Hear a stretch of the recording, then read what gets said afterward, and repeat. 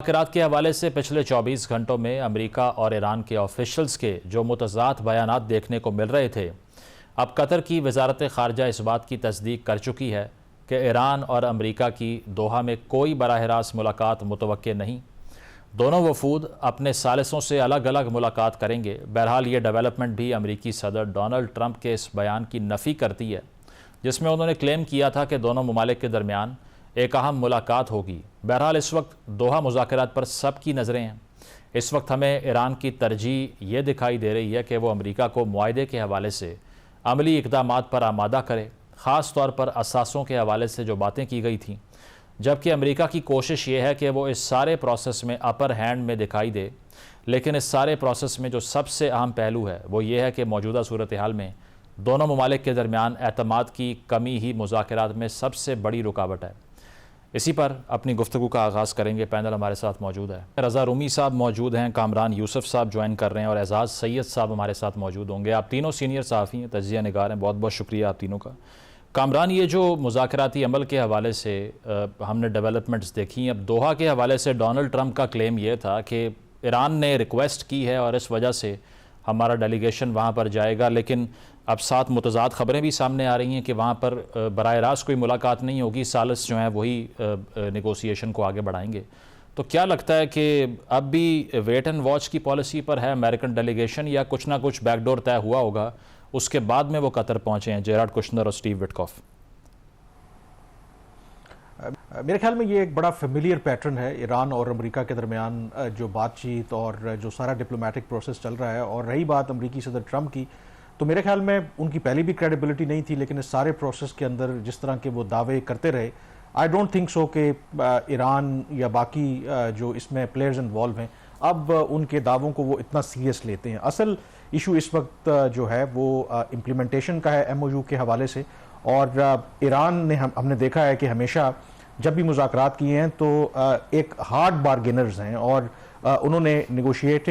جو negotiation process ہے اس کو جو اپنی لیوریجز ہیں ان کے لیے استعمال کیا ہے۔ اور اس وقت جو اپیرنٹلی لگ رہا ہے کہ امریکہ بالکل مذاکرات کی ٹیبل پہ آنا چاہتا ہے، لیکن ایران اس سے پہلے جو کہتے ہیں کہ ایم او یو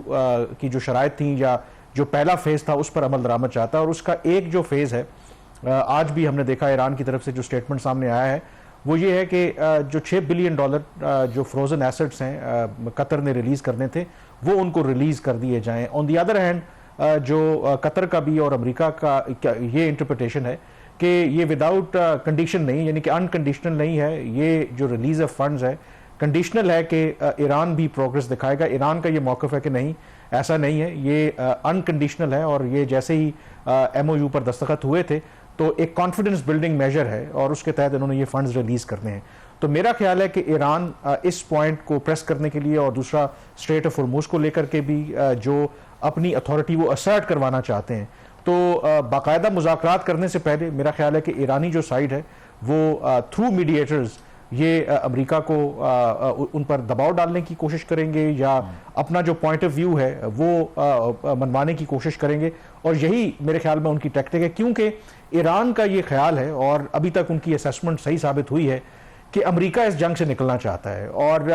جب امریکہ اس جنگ سے نکلنا چاہتا ہے تو جو لیوریج ہے وہ اپیرنٹلی ایران کے پاس ہے، اور اس لیوریج کو وہ پوری طرح سے استعمال کر رہے ہیں۔ تو میرا خیال ہے کہ یہ اسی طریقے سے اتار چڑھاؤ آتے رہیں گے۔ دا فیکٹ کہ ایٹ لیسٹ ایران نے یہ ایڈمٹ کیا ہے کہ ان کا ڈیلیگیشن بھی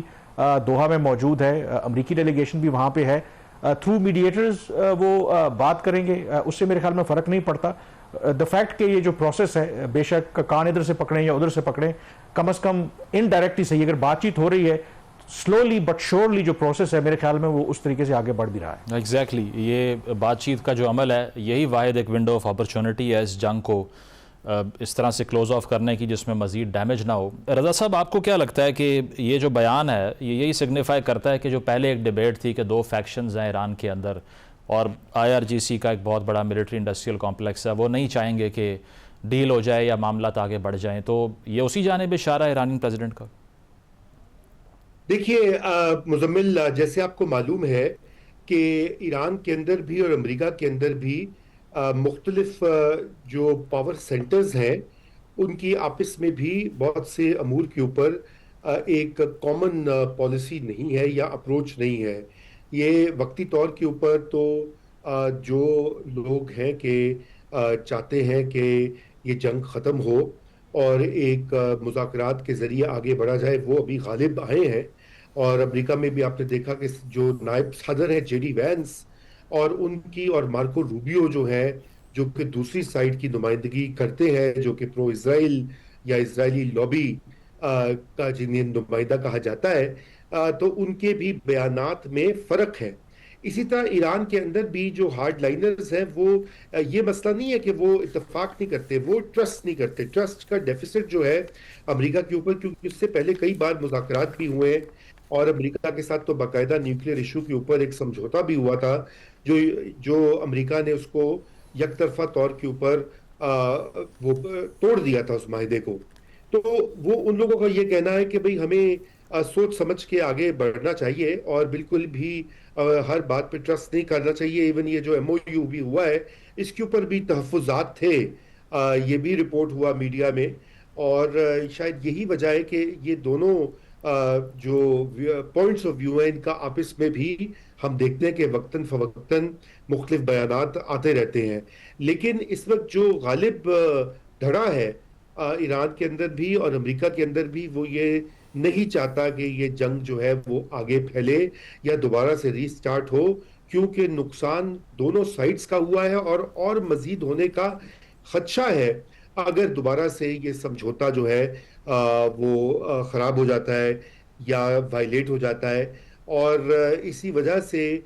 پاکستان اور قطر جیسے جو میڈیٹرز ہیں، ان کی اب یہ پوری کوشش ہے کہ کسی طریقے سے یہ معاملہ بگڑے نہ مزید، اور جو پینڈنگ ایشوز ہیں وہ ایک ٹائم فریم کے تحت اور ایک ٹرسٹ وردی ماحول کے تھرو ریزالو ہوں. اور مجھے کافی امید ہے کہ پاکستان اس کے اوپر پہلے کی طرح بیک چینل پہ بھی بہت کوشش کر رہا ہے ابھی، اور کرے گا آنے والے دنوں اور ہفتوں میں، کہ جہاں پہ جو پینڈنگ مسائل ہیں ایران اور امریکہ کے درمیان، وہ ان کا ون بائی ون کوئی ریزولوشن یا کوئی اتفاق نکلے. لیکن امور بہت پیچیدہ ہیں اور کوئی بھی چیز جلد نہیں ہوگی. ہمیں اس کا بھی جو وہ کہتے ہیں کہ بہت زیادہ توقع نہیں کرنی چاہیے کہ دو روز میں یا 2 ہفتوں میں سب کچھ وہ ہو جائے گا. یہ ایون 60 دنوں میں ہو جائے گا، کیونکہ بہت سے معاملات بہت کمپلیکیٹڈ ہیں اور یقیناً ان میں وقت لگے گا. ابھی تو یہ ہے کہ ٹرسٹ بلڈنگ کی بہت ضرورت ہے دونوں سائڈز پہ، لیکن خصوصاً ایران کا جو اعتماد ہے مکمل، وہ امریکہ کے اوپر بحال ہونا ضروری ہے. جی مزمل. بالکل یہ جو ٹرسٹ ڈیفیسٹ ہے بہت بڑا مسئلہ ہے، اور نیوکلیئر ایشو کے اوپر بھی جو ایک بینچ مارک طے کیا ہے، یہ بھی کنفرم نہیں ہے کہ اس کے دوران یہ معاملہ ریزالو ہوتا ہے یا نہیں ہوتا.